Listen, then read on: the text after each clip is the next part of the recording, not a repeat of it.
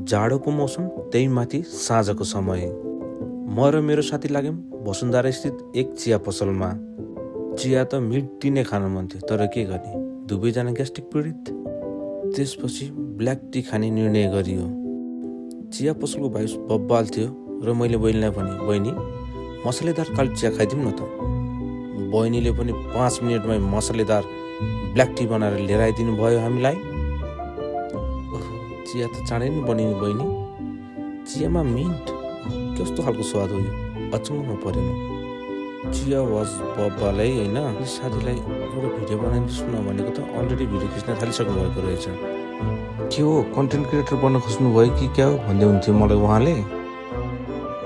र मैले भने प्रत्येक पललाई यादगार नै बनाउनुपर्छ साथी, र यसरी नै कन्टेन्ट क्रिएटर बनिन्छ भने सबैको जय होस्, सबैको मङ्गल होस्। जय देश।